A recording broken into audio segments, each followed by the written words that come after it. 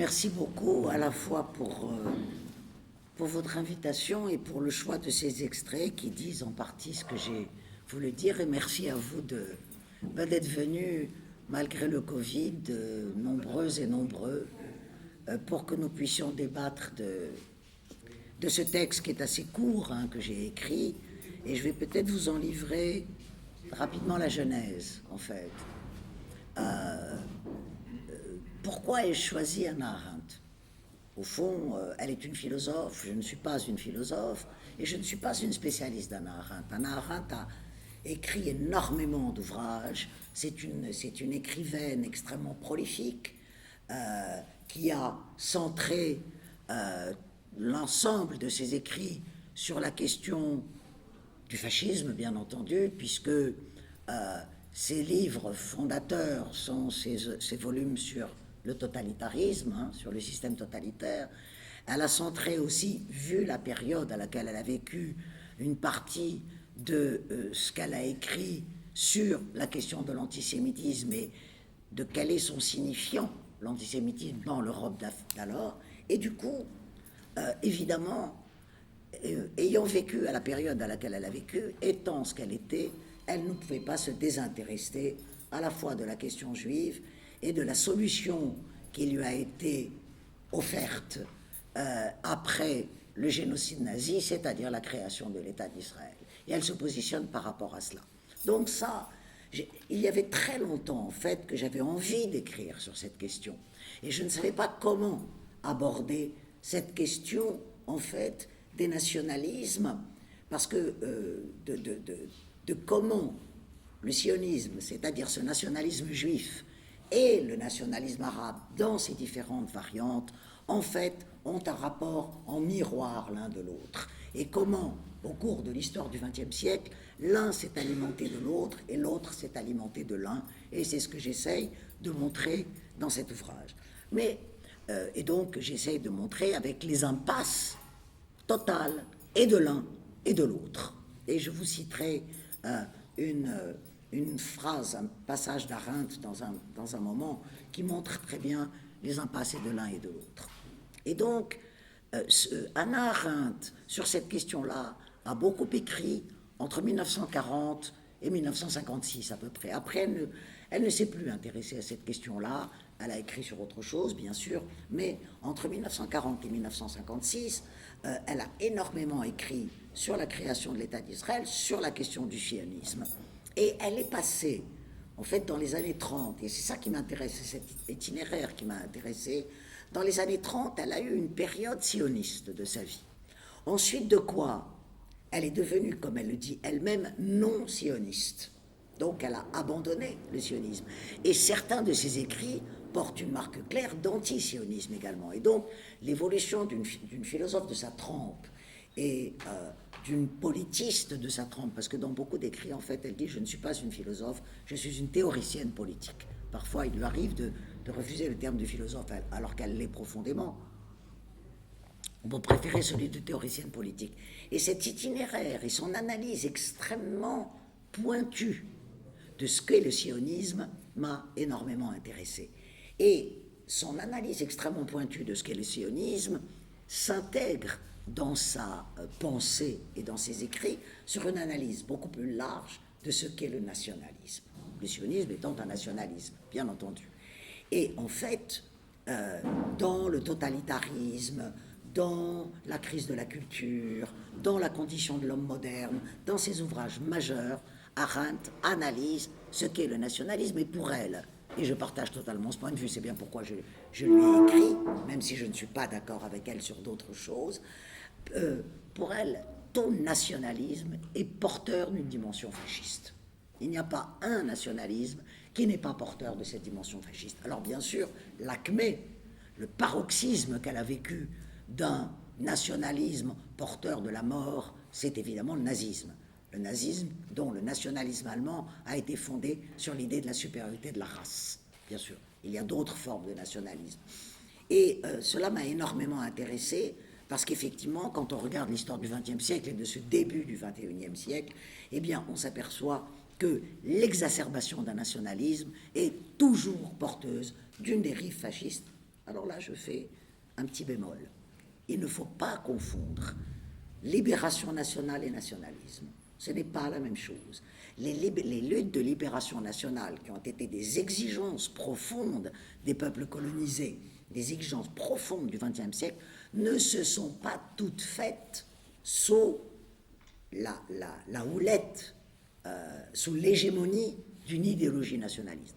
La lutte de libération nationale est une libération nécessaire, le nationalisme est toujours une idéologie. Et c'est en cela, si vous voulez, que lutte de libération nationale et nationalisme ne ressortent pas du même registre.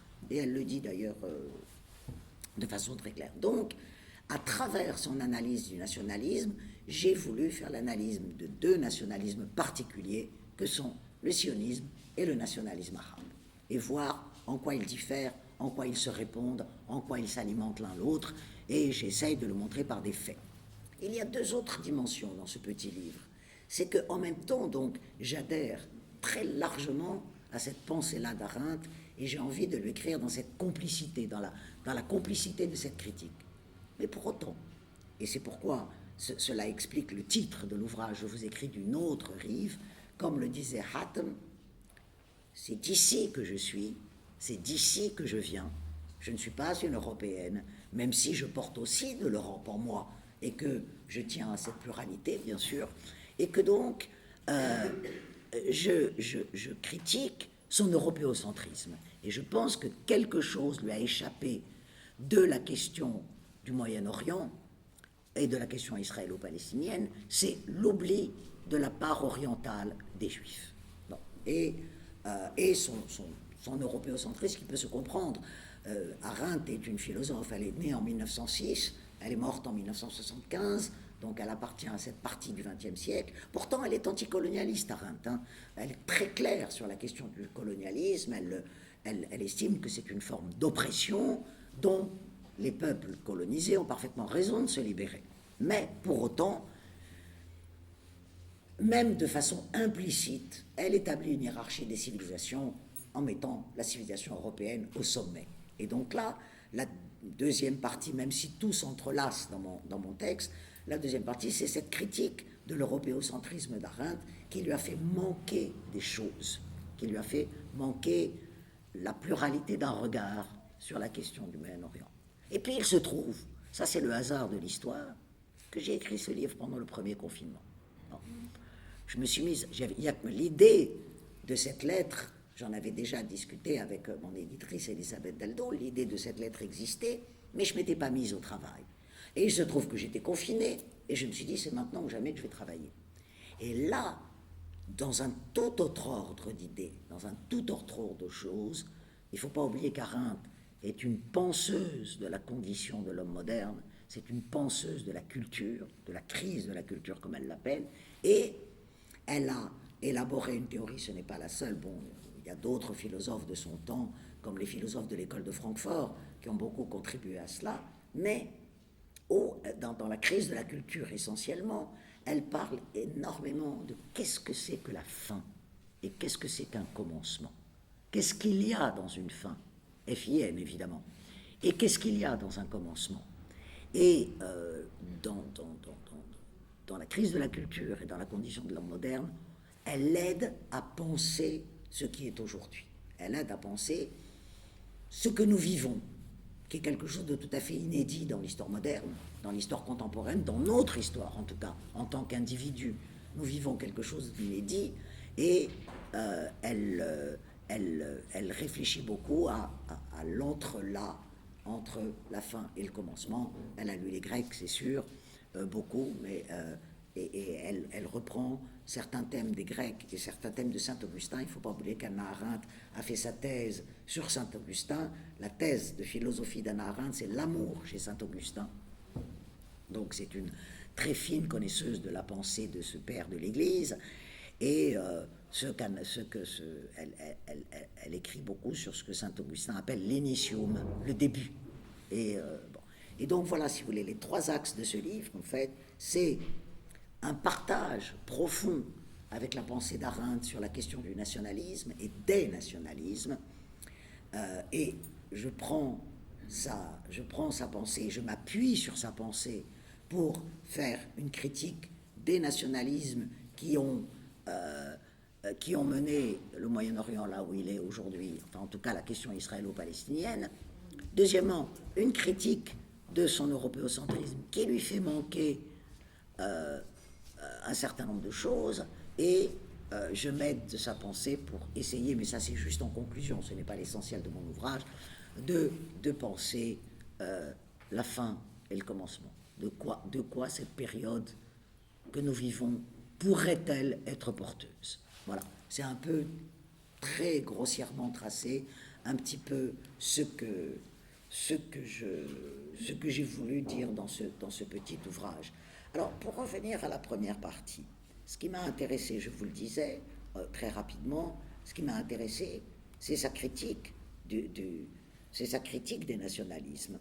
Et en particulier, elle a beaucoup écrit au début, dans les années 50, au début des années 50, sur la question qu'on appelait à l'époque d'ailleurs pas israélo-palestinienne, qu'on appelait israélo-arabe. En fait, disons, les Palestiniens ont commencé à faire nation aux yeux du monde qu'à partir de 1967. Avant, on parlait du conflit israélo-arabe, des guerres israélo-arabes, mais on ne parlait pas particulièrement des Palestiniens. Les Palestiniens ont émergé sur la scène internationale en tant que Palestiniens et pas en tant que simplement Arabes à partir de la défaite arabe de 1967 et de l'occupation de ce qui restait de Palestine mandataire par Israël après le 5 juin 1967. Et elle analyse la question, donc au début des années 50, de la façon suivante. Et j'ai envie de vous lire juste ce passage d'Arendt dans un article. Alors elle a beaucoup, pour vous la situer, elle a écrit beaucoup de choses sur les Arabes et la gauche du mouvement sioniste qui étaient partisans de la paix.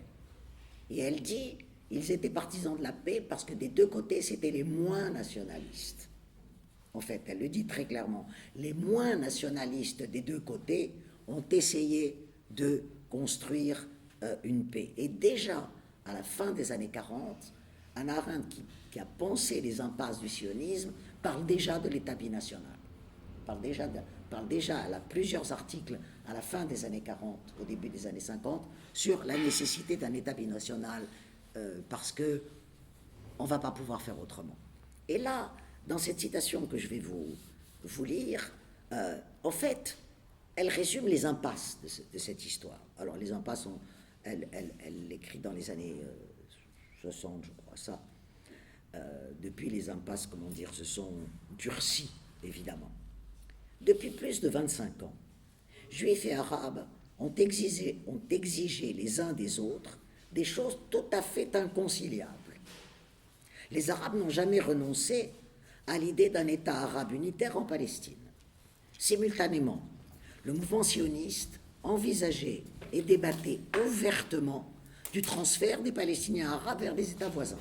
Donc elle a une critique au scalpel de la droite sioniste et du transfert. Cette incompatibilité n'est pas une simple affaire de politique.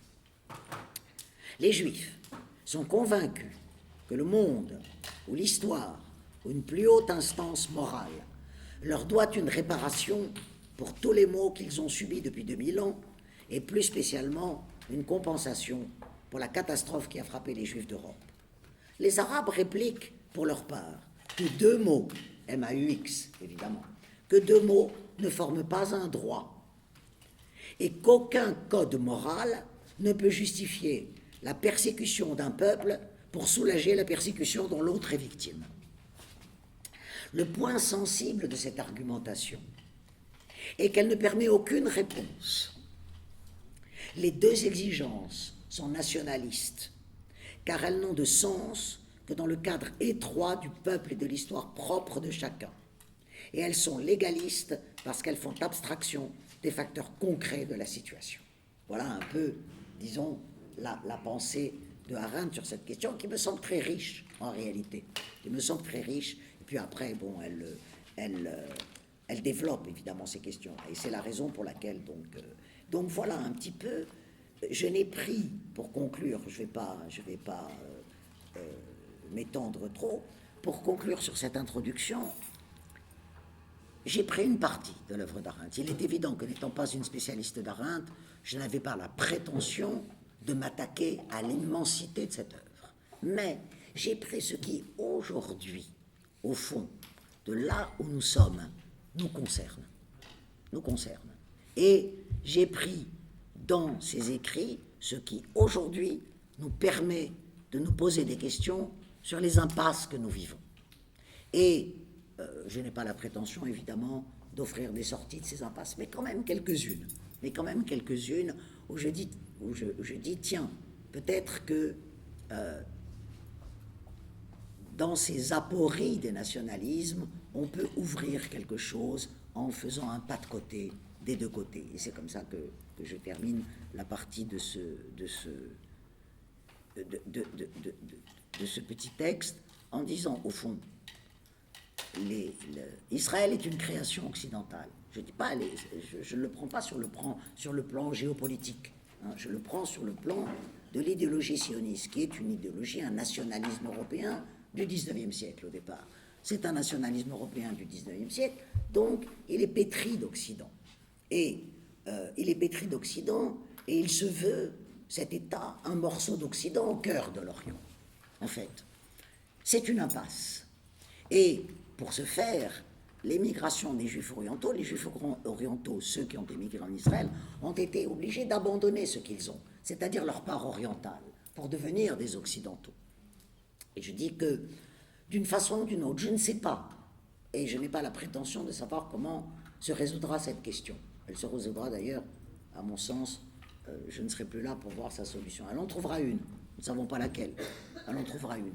Un État binational, bon.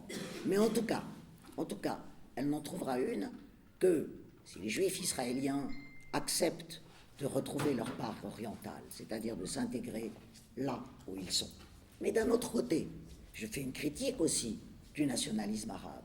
Et ce nationalisme refuse la part d'Occident des Arabes. Chacun doit retrouver la part qu'il a voulu perdre, la part d'Orient d'un côté, la part d'Occident de l'autre. Parce qu'il ne faut pas oublier que les Arabes, et qu'il y a eu une pensée occidentale arabe. Après tout, l'Espagne andalouse, elle est en Europe. Elle est un islam d'Occident, en fait.